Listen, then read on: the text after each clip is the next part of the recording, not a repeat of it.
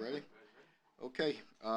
Excited to be back. Good to see you all in person. Good to be back to a normal press conference, and really excited about the first week, first opportunity to get going. Um, Home game with Louisiana Monroe. Look forward to seeing Terry Bowden. As I said in my tweet, my condolences to Terry and to the entire Bowden family. I had the pleasure of working at Florida State for 3 years and walked by Coach Bowden every day. Of course, it was a bronze statue of him in the front of our building, but walked past that statue every day. And if you're a coach or if you've been around this business, you have nothing but respect for Bobby Bowden, the Bowden family, what he's done. And it was an honor for me to coach there for 3 years and walk past that statue. So looking forward to seeing Terry. He has a great staff.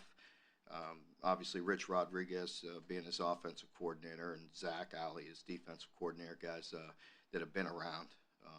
Very, very good coordinators. So obviously, it's going to be a much improved football team, and we're excited about us and just us getting back on the field. Really excited to have the stadium at full capacity. So thank you to the fans that already bought tickets and that you're going to buy tickets and pack that stadium. And, we're really excited to get going. New offense coordinator for us. It'll be our first, obviously first true test. We've had some scrimmages, but to get out there and play a full game under a new system, it's exciting for all of us. Of course, defensively, expectations are high. We pride ourselves on continuing to play great defense, and we challenge our players to do that. So really just, like we always say, game one. Everybody's anxious. It's always a long off season, through the winter, through spring. Players busting their tail all summer. So everybody's excited to getting back out there. So, we're really can't wait to get going. I know there's been a few headlines this summer, and, as you know, we pride ourselves on having a disciplined football team, and we've done things as well as we can for a long time, and we'll continue to do that. We'll continue to do things right and have discipline on our football team. You know how Mitch Barnhart is and Dr. Capilouto. They do things extremely, very disciplined, and I appreciate them and appreciate their support, and I appreciate the university and the way they went through a thorough investigation and cleared our players, and the way they went about it and gave them a fair process. I greatly appreciate them. If I have any evidence whatsoever that our players are doing something that needs to be addressed, we have no problem with addressing that and disciplining our players. So we'll continue to evaluate that process and see how it plays out. We've been patient. Our players have been patient. And you have to trust the system. We that gets hard. Our players have been out a long time. They missed probably 13 weeks, 14 weeks of time on the field right now with this situation. So I have to believe in this system. During the summer, we brought in a speaker, Denny Butler, who spent time, exonerating wrongfully convicted people. And Edwin Chandler, who spent time on death row, was in there with us and talked to our team. It was very powerful. Really appreciate Chief Weathers, Chief Monroe. They were there as well, and very supportive and very comforting to our players that know it's not always personal. There's flaws in the system at times, and we have to trust that system, and we will. But I also stand by our players until I have the evidence that tells me otherwise. So I hope to have all the players out there, but I don't know. That's out of my hands. I mean, we'll see what happens, but we'll go from there. Questions? Mark, Coach, what is the most important message you want to get across to the players as you prepare for this Saturday? Well, there's many things that we need to discuss. As far as the biggest thing is early in the season, players want to do too much. They want every play's a touchdown, every play's a stop or a sack or whatever, and you fundamentally sometimes lose sight of things. And I was at my son's first game, and I noticed that with the high school it's the same way. You want the end result right now. And it was interesting. It just brought that to my attention right there, that it's truly about fundamentally, doing the things necessary to take care of your responsibility. Players always want to do too much too early, and that could be a problem. So it's truly one play at a time. Work on all the things we've worked on fundamentally, and trust your teammates and execute. It takes all 11 on every play, and sometimes early on it's not for a lack of want to, but you just have to be very disciplined to do the things necessary and count and trust on the people next to you to do their job. So it's, I always talk about primary, secondary. I always look at the linemen early. It's like they all want to do what they go make the big play, but you got to take care of your primary responsibility first and then go make plays. You're talking about wrongfully convicted people and examples there. Are you confident enough to bring any of those guys back at this point?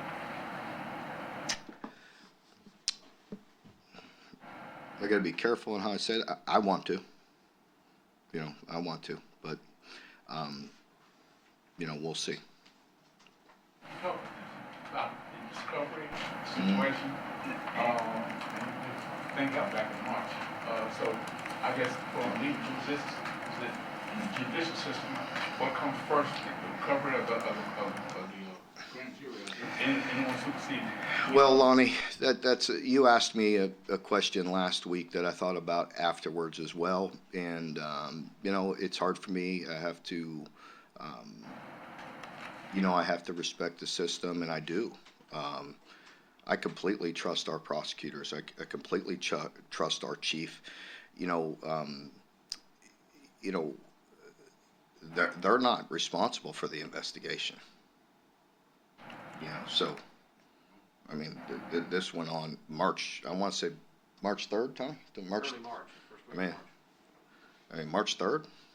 So I don't know. I mean, it's hard. Again, I got to bite my tongue. I just know what's been done to our players. I'm not sure what's been done to others. Mark, thank you guys for the call. I asked about COVID so long a little bit. What do you have any updated vaccination thresholds or anything? Where you got? We're past the threshold. Yeah, we're past 85%. Was that pretty easy to come by? Did you guys kind of start buying in, or was there a point that kind of they started buying into that? They wanted to do it. I wasn't sitting there selling it. I was giving them information and being factual with information and having experts talk about it and things of that nature. And guys want to play. They want to play football. You talk about unveiling a new offensive assignment. Will you guys script several plays to start the game, or are you even in favor of doing that? We have scripted in the past, so I'm all for what Liam wants to do, so.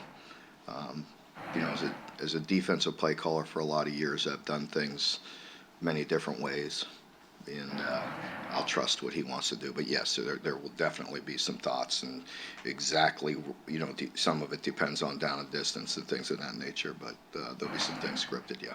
Mark, given the fact that you played 10 conference games last year plus the bowl, toughest schedule in the history of UK football, how does that help you coming into this year, if at all? Well, I'm not sure. Like as I tell you, every year is different. It's hard to go back to last year. We've been well documented. We're past it. It was tough. I mean, it's a little different opening up on the road at Auburn, than opening up at home is good with a non-SEC school. Mark, when we talk to the players, they're all ready to go. They have been for the past couple of weeks, and yet coaches always need more time. You can always prepare more. What signs and signals of your team show you that they're ready to go? I just like the way they've been approaching the entire camp, really focusing on the day and the process and trying to get better each and every day. Again, I know that's boring, but you can't have that end result. It's just like a game. Like I said, it's just like my son's game. I could just see it in them. Maybe we're supposed to win, but it's got to be this to this automatically. No, it's one play, one possession at a time. Everybody wants to get ahead of themselves, and we can't get ahead of ourselves. We got a week of preparation, and then it'll truly be one play at a time. I know, again, that's boring, but that's the truth. It's just the truth. Mark, in a game where you have a favor such as the opening game, there's a couple students who thought, at least in my opinion, is that sometimes that you come out and you play, just bland, for lack of a better word, bland game, so to speak. You just throw it all out there and give Missouri something to think about, have to work on. How do you approach that? Well, I don't think there'll be enough plays to run everything that we have, so it's a little bit of both there. The game is a fundamental game. There's plays that they know we're going to run.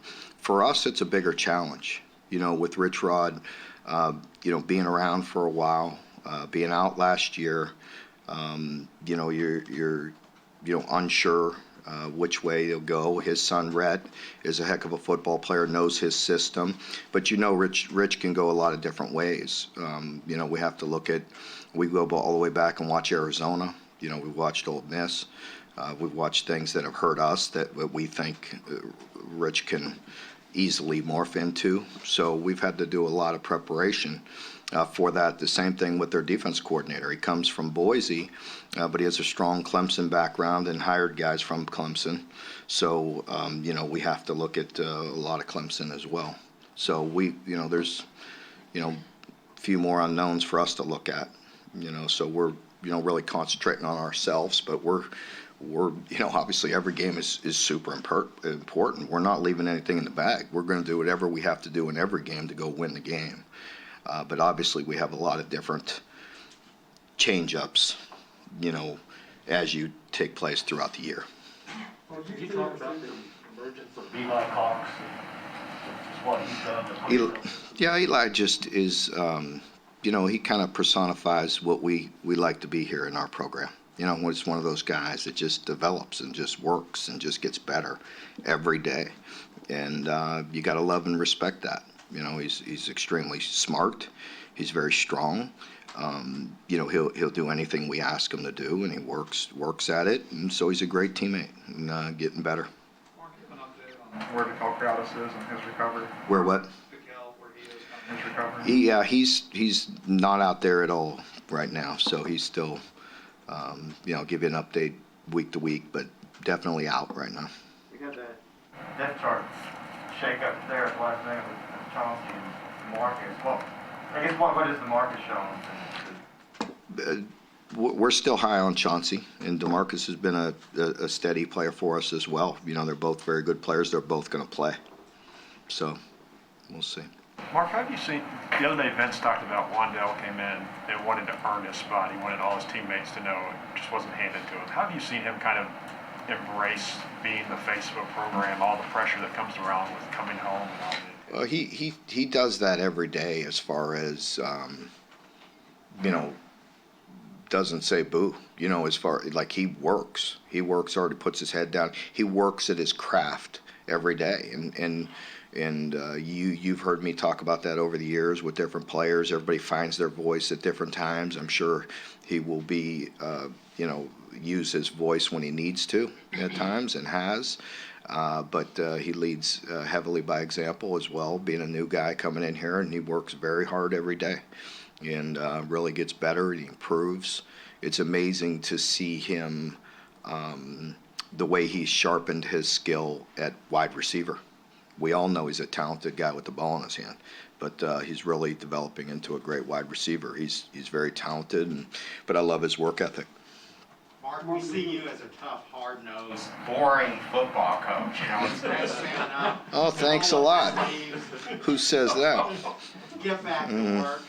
With all the emphasis on the mental health of student athletes nowadays, how has your approach to dealing with your players' emotional health changed? Are you softer now than you were when you first started? No, I wouldn't say much has changed in that regard. I think I think it's in vogue now to be relatable to players. I've never shied away from that. I've always been that way. You could go back however many years I've been doing it, a long time, 20-some years, and that's just, it's who I am. I believe in relationships. I believe in being close to your players. But, when you make those deposits, you can take it out when you need to be forceful. Because they trust you. They know you believe in them, and when I'm hard on them, they know it's for a reason. So that's just always been the way I've been. I don't feel like I've changed much other than the fact that you do naturally change year in and year out, just with trying to improve, trying to work on blind spots, trying to be better in any ways you can. Other than that, I don't feel like my total approach has changed, no. At the risk of throwing someone under the bus, how pleased are you with how the freshmen have come along, and who has impressed you the most? Yeah, I think the freshman class in general. What I like about them is we just feel like they're all going to be good players. When you recruit that many players, when you bring them in, you maybe have one or two that you feel like are far behind, and that's not really the case. This group is solid top to bottom.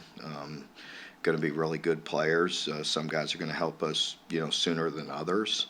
But very good, very talented. And, Jagger had an opportunity to run some with the ones. And I was happy to see that, because sometimes when you're communicating and you're with older guys, it brings you along faster. And especially when you play inside there, like I told you before, the closer you get to that ball, the faster things happen. You play center and you play guard, things happen quick, man. There's a lot of things going on very, very quickly, and that sometimes could take some time. Tackle, the further you get away from the football, it's still very hard in skill. You got to be very skilled to do it, but sometimes mentally it's a little easier approach. And so, Jagger's a guy that's really come along, and all the other guys we've been talking about, done well. Mark, can you talk about the punting part of your special teams? Talk about it. Yeah, Wilson's been a little bit dinged up with his back, but he's he'll be back out there today, and hopefully he'll be hitting the ball well. But Matt's been around for a while, so Chance will continue to do the kickoffs, and Zach will still be the kickoff return guy, and punt return will rotate. Both of those guys are very good. With obviously Wandell and Josh are both really good return guys. Mark, what did you learn about Neil from working with him that maybe you weren't aware of when you hired him? Well, I don't know what I've learned. I mean, good question there. Let me be a little more direct. Quit bouncing around there. I think one thing would be I appreciate his relationship, the way he communicates with the players. I really like that. I really like his energy. He's very believable. He's very positive. Players relate to him, and that breeds confidence, within the offensive room. Is the run game, we've talked a lot about throwing the ball and everything this offseason. What does that look like? What are you expecting that to look like compared to past year? I mean, we've obviously gotten used to seeing you guys run the ball really well, but in what way, how will that maybe look different? You want to just forward this to the? I mean, it'll look a little different. I think anybody knows. I mean, they know what his system is. They know what it's going to be. I mean, obviously, we'll run the ball a little differently. We won't be. We were, if you look conceptually, we are a very tight football team, very tight. Inside zone, split zone, power, counter. There'll be some things. We will run outside zone for the first time, so that'll be different in some other ways. But that's basic. But they should know that. Mark, when Will got here, he said he wanted to work on leadership qualities and relationships. Pardon me? when Will got here, he said one thing, a couple things he needed to work on were leadership and building relationships with his coaches, something he didn't do at Penn State. What have you seen from him in that area? I've just seen a strong leader, a strong presence. Again, he's very authentic, what you really like about him, and he works at it. He's in there a lot. He's in there watching film. You know, a few times this summer when we've had recruits on campus, or he happened to pop in my office, and just watching him interact with other people, watching him interact with recruits, parents, anybody. He's you know, handles himself like a grown man, and you know, so you need that out of your quarterback. You know, so he's very strong.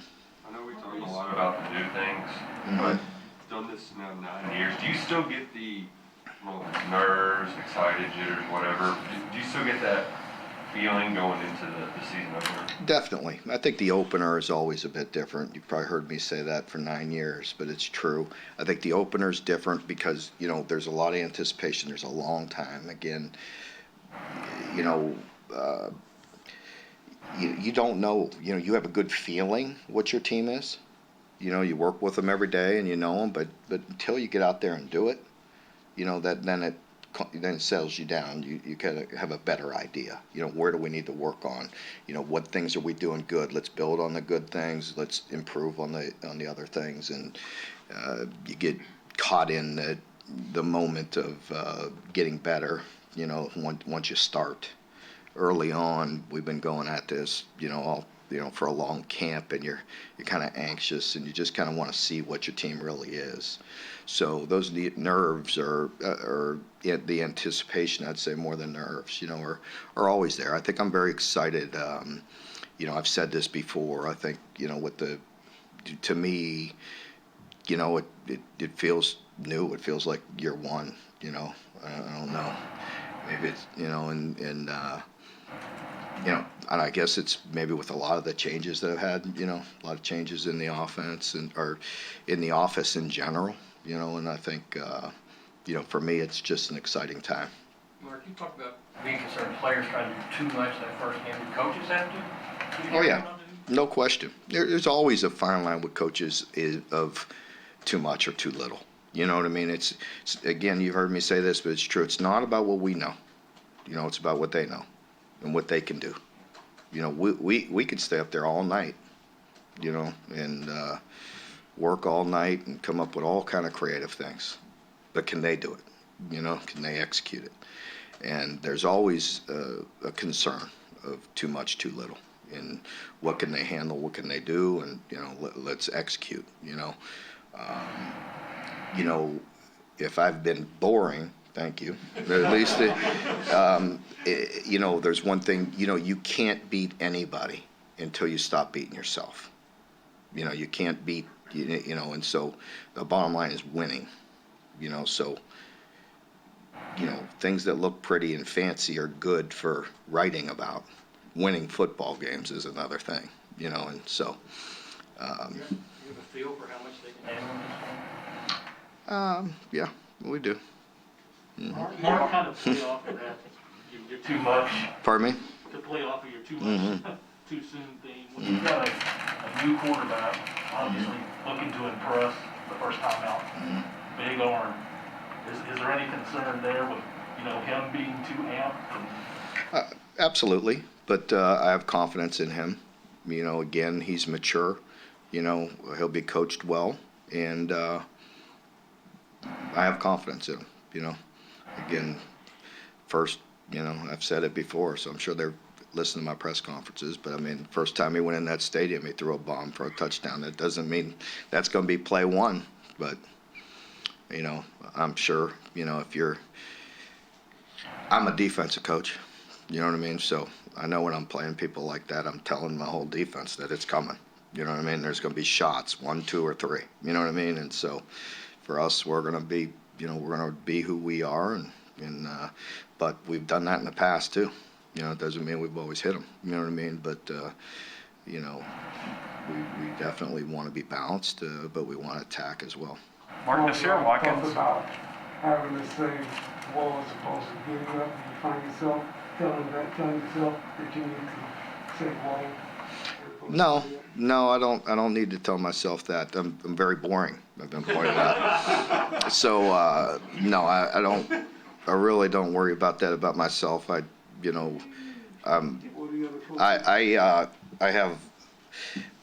have many issues that you all know about, but being boring isn't one of them. It's easy for me. No, so let's try to stay disciplined and not beat ourselves, and win the football game. But I tell you, I'm adamant about getting better and pushing this program forward. So that's going to go through some peaks and valleys. It's going to go through some peaks and valleys, but we're going to get better. Keith? Do you feel a sense of normalcy with the non-conference schedule like last year when you opened up to the ACC? Absolutely. Yeah, absolutely. In what way? Well, why don't you try being the head coach and pick up that schedule and look at it? Tell me how you feel. It's very different. I mean, our league, I don't need to say anymore. Other Power 5 leagues, take a look at it top to bottom and look at ours. There's a difference. Yeah. Before he got hurt. Yeah. Is he back to 100%? Or the practice we were at looked like he was maybe not. He's back to 100%. He's getting there. He's suspended for the first 4 games. Coach, what about Terry? Consider him a chip off your block. How much like his dad is he? Pardon me? How much like his dad? Who's that? Who you talking? I don't know. I really don't know Terry that well personally, but when I have been around him, he seems a lot like his dad, very charismatic, and fun to be around, and just a guy that has really done things right for a long time. So, yeah. Mark, what's J.J. Weaver's status? He's getting better. He's been out there. I think he's getting close. He has practiced without a red jersey on, so that tells you, to us he's full go. But that doesn't mean he's at 100%. So he's got to continue to really get confidence in himself and get some plays under his belt. So we will see. We'll bring him along. Okay, folks, thank you very much. Appreciate it. Thank you. See you tomorrow.